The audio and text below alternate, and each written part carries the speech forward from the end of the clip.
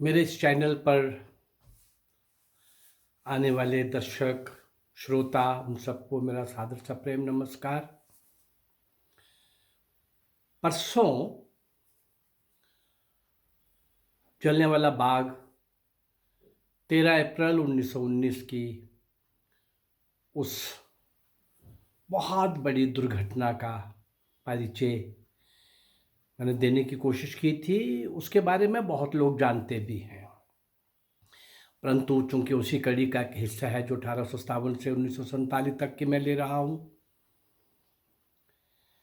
वीरमंगल पांडे से सुभाष चंद्र बोस तक के वो सब मौन तपस्वी क्रांतिकारी भारत माँ के सपूत जिनको इतिहास में कोई स्थान नहीं मिला, उसी कड़ी में श्रृंखला में मैं जलियांवाला बाग 13 अप्रैल 1919 की उस घटना को, उस बीभत्स बर्बर निहत्थे निर्दोष असहाय लोगों पर 6 मिनट के अंदर 1600 राउंड गोली चलाने वाला वो माइकल और डायर गवर्नर पंजाब के निर्देश पर जनरल डायर जैसा वो राक्षस दुष्ट ये सब कांड करने वाला 250 लोगों का कुएं में कूद करके समाप्त हो जाना और सब तरह से गेट बंद करके बाद में कर्फ्यू लगा देना, वो सारी घटना मैंने डिटेल में आपको बताई थी। मुझे लगा कि तेरा फर्स्ट पहला नवरात्रा है, ये मुझे पता था। परसों वर्ष प्रतिपदा का उत्सव है, दिन है, बहुत बड़ा दिन है। मुझे लगा कि ये 1-2 दिन के बाद भी मैं इसकी चर्चा कर लूँगा। इसका भी स्मरण कराना आज देश को बहुत ज़रूरी है। लेकिन जलियांवाला बाग की उस बहुत बड़ी दुर्घटना का मैंने उस दिन आपके सामने कुछ रखने का प्रयास किया। तो आइए आज हम देखें जरा वर्ष प्रतिपदा, प्रथम नवरात्र। प्रथम नवरात्र, वर्ष प्रतिपदा, दोनों का संबंध एक ही है। वर्ष प्रतिपदा ऐसा माना जाता है कि इसी दिन, या यूं कहिए ऐसा अपने शास्त्रों में है, मां दुर्गा के निर्देश पर, मां दुर्गा के निर्देश पर और मां दुर्गा के निर्देश पर ब्रह्मा जी ने सृष्टि की रचना की थी। वो आज का ही दिन था, वर्ष प्रतिपदा का दिन था। आज के दिन रचना की थी। इस रचना के संबंध में दुनिया के अंदर और भी बहुत कुछ मिलता है, परंतु ये सत्य है कि यहाँ के शास्त्र, यहाँ की संस्कृति, यहाँ की सभ्यता, यहाँ का इतिहास, वो कुछ लिखित हो या ना हो, यहाँ का सांस्कृतिक राष्ट्रवाद, यहाँ का वो विशाल भारत, वृद्ध भारत, वो अखंड भारत, वो 1887 का भारत, 1905 का भारत, 1922 का भारत, 1947 का भारत, वो अफगानिस्तान, वो म्यांमार, वो लंका, तिब्बत कभी भी इस देश का भी हिस्सा नहीं रहा और चाइना का भी नहीं रहा। लेकिन तिब्बत और भारत कहीं दो नहीं होते थे, क्योंकि इन सीमाओं के अंदर एक भी पुलिस वाला आर्मी तो दूर नहीं होता था।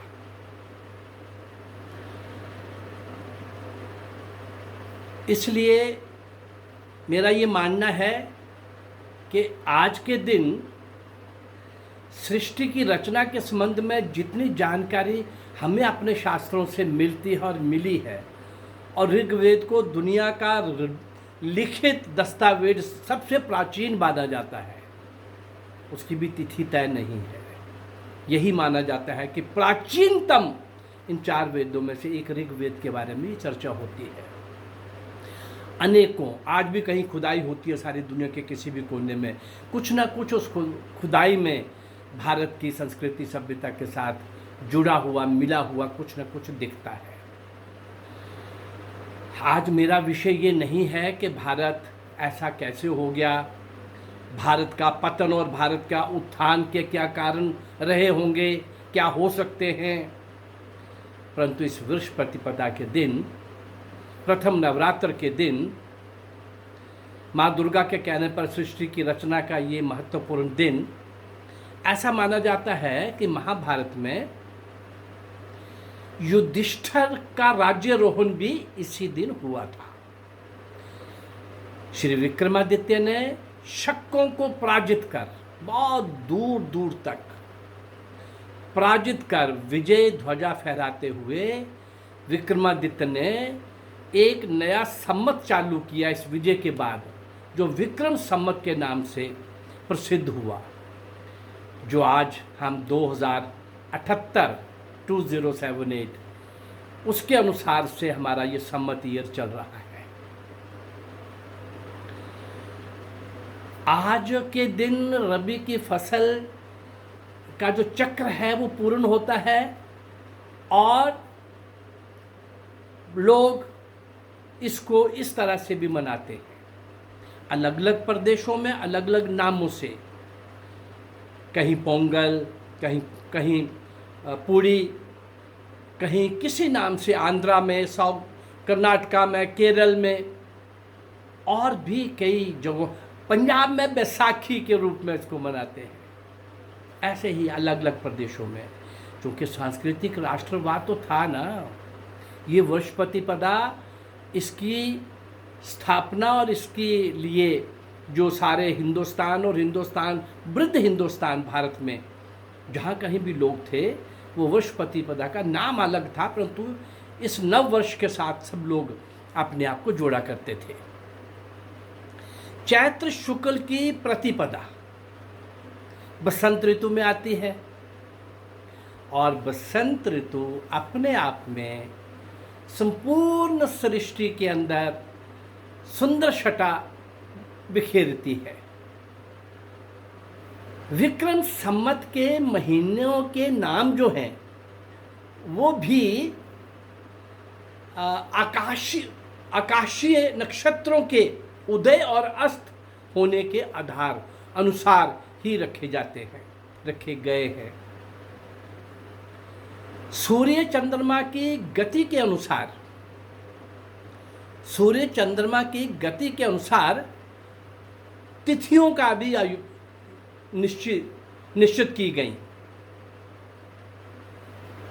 और जैसे मैंने कहा, माँ दुर्गा के कहने पर इसकी रचना हुई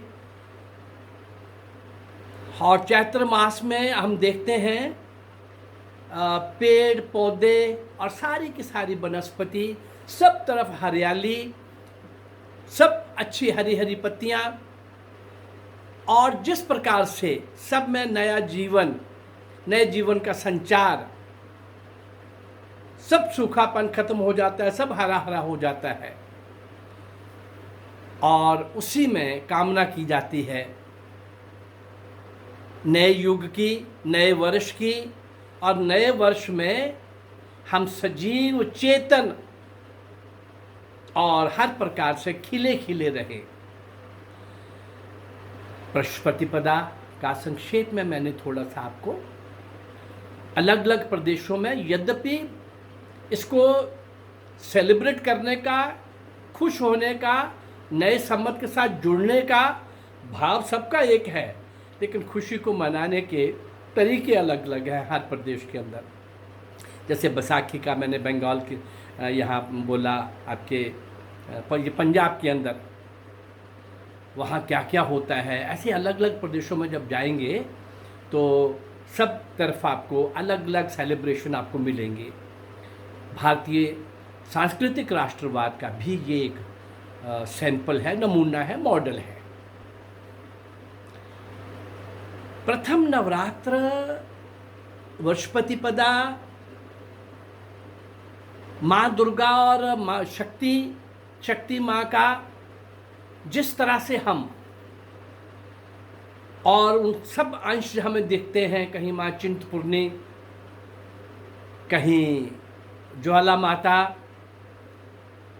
और इस प्रकार से अनेक, सरस्वती माता, काली माता, लक्ष्मी माता, ऐसे अनेक माताओं का, काली माता, अलग अलग पूरे देश के अंदर अलग अलग नामों से, लेकिन वो अंश एक ही शक्ति का माना जाता है।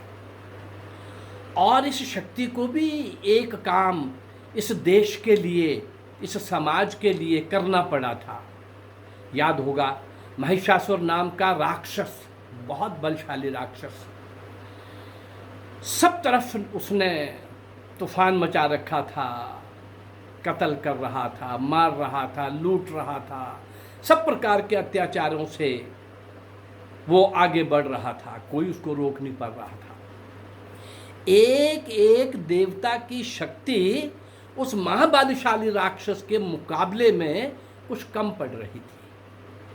तो फिर क्या निर्णय हुआ, क्या आकाशवाणी हुई कि ये जो महाशक्ति है, ये जो शक्ति है, इसको पहले महाशक्ति बनाओ। कैसे बनेगी? उस समय के सारे देवी देवता अपना अंश इस शक्ति के अंदर समर्पित करो और ये महाशक्ति बनेगी और ये महाशक्ति उस महाबलशाली राक्षस का वध करेगी। ऐसा हुआ। लेकिन ये इतिहास की सारे प्रकरण, ये दृष्टांत, ये शिक्षाएं, ये उदाहरण, ये मॉडल, ये प्रेरणादायक हमारे लिए कुछ आज की समस्याओं का उत्तर ढूंढने के लिए, ये समय समय पर जो हमारे शास्त्रों के अंदर, इतिहास के अंदर ऐसी बातें मिलती हैं जो समाज इनसे शिक्षा नहीं लेता, उस समाज को कोई नहीं बचा सकता। समय समय पर हमारे सामने उसके बाद भी अनेकों ऐसे बलशाली राक्षस हुए हैं और उनका मुकाबला भी इस देश ने किया है। आज यद्यपि हम स्वतंत्र हो गए हैं, परंतु 1935 के इंडिया फ्रीडम एक्ट, अंग्रेजों के बनाए हुए कानून के अनुसार चल रहा ये भारत शरीफ और गरीब को राहत दे पा रहा है, दोषियों को दंड दे पा रहा है, कानून का शासन बराबर हिंदुस्तान में एस्टेब्लिश हो गया है, कानून के समक्ष बराबरी पुस्तकों में है भाई, व्यवहार में है कि नहीं, ये सब कुछ विचार करना पड़ेगा। यद्यपि पिछले 6-7 वर्षों से बहुत इस देश के हित में बहुत बड़े बड़े साहसी कार्य हुए हैं, निर्णय हुए हैं, बहुत हुआ है, बहुत हो रहा है, परंतु अभी बहुत होना बाकी है। बलात्कारियों को अभी वो दंड नहीं मिल रहा, कातिल अभी भी 5, 7, 10, 20 कत्ल करने वाला कंधा मटक के बात करता है, मेरा कुछ नहीं बिगड़ेगा, बेल हो जाएगी ना। इन सारी बातों का सुधार करना होगा। आज जो शक्ति आपके सामने है, सारे सज्जनों को, देश विदेश में रह रहे भारत प्रेमियों को, भारतीयों को, सब सज्जनों को इस शक्ति के अंदर अपना अंश देना पड़ेगा। मैं देख रहा हूं पिछले कुछ वर्षों से कुछ सज्जन शक्ति इस देश की जागृत हुई है और कुछ अंश मिलना शुरू हुआ है, परंतु 800 साल, 1200 सालों के पठान, तुर्क, अफगान, फ्रेंच, डच, इंग्लिश का वो सारा मार सहते कहीं ना कहीं हम समाप्त तो नहीं हुआ। हमारा शौर्य, हमारी वीरता, हमारी जागृति, यहाँ देशभक्त पैदा होने बंद नहीं हुए। भगत सिंह के बाद भी इस देश में देशभक्त पैदा हो रहे हैं, बराबर हो रहे हैं, परंतु एक बार इस महाबलशाली राक्षस को, जो इस देश के अंदर गद्दारों के रूप में, रेपिस्ट के रूप में, करप्ट, बहुत पूरी तरह से डिस्टर्ब जुडिशरी के रूप में, ये जो हमारी पुलिस है, इसका बिहेवियर बदलना पड़ेगा, सोच बदलनी पड़ेगी, जुडिशरी का कॉम्प्लिकेटेड सिस्टम बदलना पड़ेगा। ऐसे कुछ काम अभी करने के लिए हैं जिसमें हर आदमी को लगे कि हाँ, अब न्याय मिलेगा और न्याय के समक्ष बराबरी मिलेगी और न्याय सबके लिए एक समान होगा। अब इस देश में बहुत तमाशे चले हुए हैं, बहुत सालों से आदतें बिगड़ी हुई हैं। पिछली काले अंग्रेज़ों की सरकारों ने इस देश के अंदर अपीजमेंट का तमाशा करके बहुत कुछ बदला हुआ है, बहुत कुछ कानून को उनकी गुलामी में गिरवी रखा हुआ है। ऐसा नहीं होने देंगे। आज भी उस शक्ति को महाशक्ति बनाने के लिए सज्जन शक्ति अगर सक्रिय रूप में आगे नहीं आई, दुख यही होता है, हमेशा यही होता है कि निष्क्रिय लोग भले वो सज्जन हैं, वो ज़्यादा देश के लिए हानिकारक हैं। और वो जो सक्रिय है, यद्यपि संख्या में अभी भी कम है, सज्जनों की संख्या आज भी ज़्यादा है, परंतु उनकी निष्क्रियता और उनकी उदासीनता इस महायज्ञ के अंदर आगे बढ़ कर के आहुति देने के लिए अंदर से वो प्रेरणा नहीं लेते, हिम्मत नहीं जुटाते। और गलत लोग, दुष्ट लोग, गद्दार लोग, जिन गद्दारों के कारण कभी हमारा देश गुलाम हुआ है, हम कभी विदेशी सेनाओं से हार करके गुलाम नहीं हुए। मुझे लगता है कि इतिहास से इन बातों को सीख करके अगर हम कुछ अच्छा कर सकें, और आज सब लोग जागरूक होकर के, सज्जन लोग उस शक्ति को महाशक्ति बना करके इन सारी देश विदेश की चुनौतियों को, मुझे तो ज़्यादा दुख होता है जब इस देश के अंदर ही, मैं इसी भारत के अंदर उन गद्दारों को देखता हूँ, कहीं नक्सलाइट, कहीं अर्बन नक्सलाइट, कहीं जिहादियों का और नक्सलाइट्स का आपस का मेल, कहीं खालिस्तानी, कहीं IS, ऐसे अनेक बहुत कुछ सख्त निर्णय लेकर के कुछ किया गया है, कुछ किया जा रहा है। चुनौती बड़ी है। इस बड़ी चुनौती के अंदर इस नेतृत्व के पीछे सारे देश की सज्जन शक्ति को, देशभक्त शक्ति को पीछे आकर के इतना सशक्त बना देना चाहिए कि इस देश के अंदर कोई द्वेषद्रोही सर न उठा सके, उनको उचित दंड दिया जाए, शरीफ और गरीब को पूरी राहत मिले, न्याय का शासन हो, न्याय के समक्ष बराबरी हो, कानून के समक्ष बराबरी हो। मुझे लगता है बाकी सारे काम होते रहेंगे, सड़कें बनती रहेंगी, डैम बनते रहेंगे, हवाई जहाज़ ऊपर उड़ते रहेंगे, एयरपोर्ट और बनते जाएंगे, सी पोर्ट और बनते जाएंगे। उस दिशा में देश बहुत आगे निकल रहा है। आज नासा में भी इस देश की डोमिनेंस नज़र आती है। बहुत फील्ड के अंदर भारत पुनः आज विश्व गुरु की ओर बढ़ रहा है।